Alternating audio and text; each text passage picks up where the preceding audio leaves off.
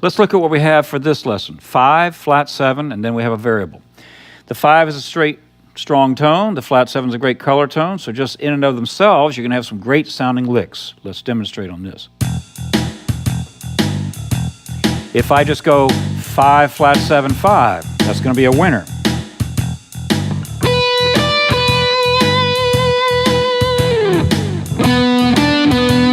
That's just 5, flat 7, 5, right? And then, of course, you can do all your embellishment. For example,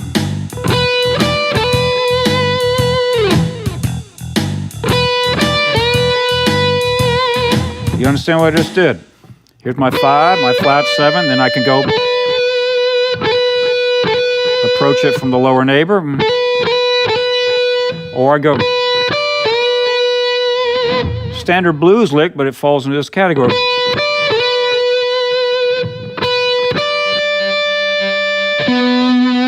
That's with octave displacement, so it gets clever. You can get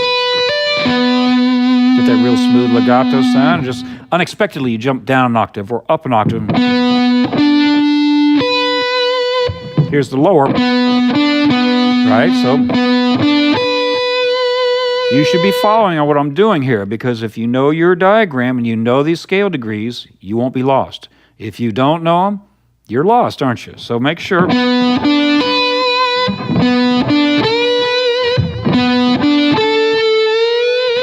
I want to talk about something here. If I play these notes against the track,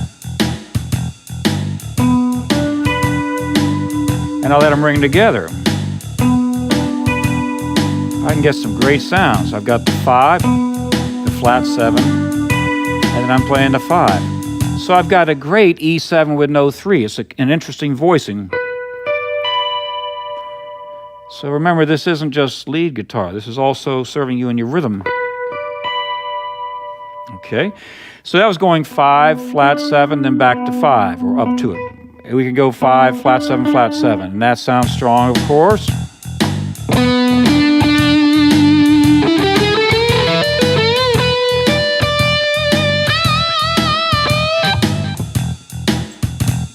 Oops, hit the wrong button. A little skip on the drum machine there. He's been doing pretty good. Keep the steady beat. Every now and then he likes to play with us. Okay, so that's 5, flat 7, flat 7. And then, of course, you have all your grace notes. You see, this is the kind of thing that, if you were to analyze some of Jeff Beck's playing, does all these wonderful phrasing things, and he'll just play a few notes but be very expressive. If you did an analysis of it, you would see how might take a couple of notes and just twist and turn, do little things. Besides all the rhythmic variations, just staying with the same rhythm as we're doing today here, you can see how you have a lot of options. And so many guitar players, I've had so many students that seem to have missed this. And yet, when we listen to horn players or we listen to vocalists, they're playing melody. But I guess it's because we as guitarists don't get to play much melody. We're always playing rhythm or lead. And what about melody? What about saying, here's how the music is, here's how it's supposed to be as a framework, as a springboard, a starting point. What can we do with it that's subtle, but you still hear it conveys the idea of what the idea was, and all the business. So here I go rambling again. Let's go. We had 5, flat 7, flat 7. Let's go to some other options as our third note. The 1's going to be real strong, of course. 2, 3, 4. Higher octave. That was with a grace note slide, just dry. Now, I'm going to play it absolutely dry, so you'll see, because all the way through this, I've been, playing. If I just go, okay, there's nothing going on, it's lifeless. If you're a beginning player, you might say, okay, I got to get vibrato on that. Or if I'm playing it on the same string now, hammer on from the lower neighbor, or also legato slide. It's a very strong riff. Or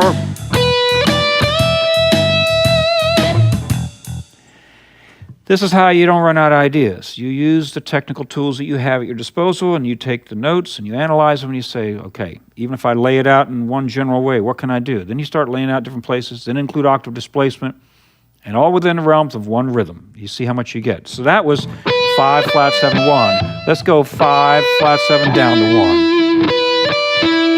1. That's a cool sound. 2, 3, 4.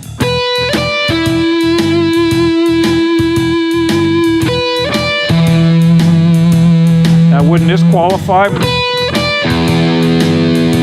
Or for that matter, do you see just by where I play it in terms of what octave, it's the same number sequence, 5, flat 7 to 1. But a lot of all kind of cool things you can do. Let's see what that sounds like in a rhythm standpoint. We're going 5, flat 7, 1.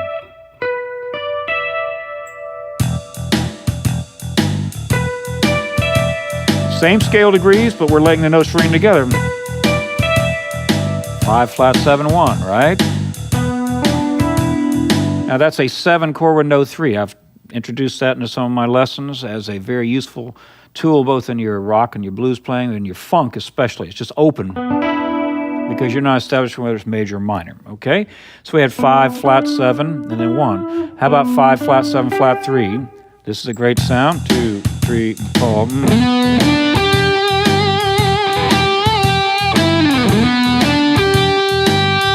Gee, what does that sound like? The first 3 notes of Purple Haze. 5, flat 7, flat 3. And it's outlining your E minor 7 because it's forming a G chord. All right, so there's some things that you can observe here that will serve you. And I'm not going to go through all of the options on this. I think you're starting to see how you can have a lot of fun. If we're going 5, flat 7, then we go to 4, that's another great tool for harmony. We've talked about how the 4 was weak, but if I go, now was that in the pocket? It's in the pocket, but it's a different figure than what we've been doing for the last 60, 70 minutes, right? I'm going 1, 2, 2, 2. I've got some chord note triplets going on there. And that's where we're going to be headed in some future lessons involving these shuffle secrets. Every lick that you work out here in this particular lesson or in any of the first 20 lessons where we're just talking about note organization, you're going to see a lot of cool things that you can do that'll transfer over to the other rhythmic groups. Because if you just got 3 notes in your riff that you've restricted yourself to, then you can start moving those into different rhythmic configurations in the bar. So I hope you see how huge this can be. Listen to, if I go 5, flat 7, 4, I've got an E7 sus4 rhythm. But let's go with the rhythm we're supposed to go. 1, 2, and 3, 4. 1, 2, 3, 4. Lower octave, 2, 3, 4. Okay, a lot of mileage you can get here. Okay, so you're going to go 5, flat 7. We went to the 5. We went 5, flat 7, flat 7. We went 5, flat 7, root. We went 5, flat 7, flat 3rd. 5, flat 7, 4th. Do you see how we've explored all 5 notes of the minor pentatonic as target notes for the 3rd note in our group? Just food for thought. We've restricted ourselves to the minor pentatonic scale. If you're a more advanced player, you can certainly take this and go to the 6th or the 9th and create some other sounds coming out of Dorian. You can do whatever you want, but let this just be a springboard and an idea for what you can do.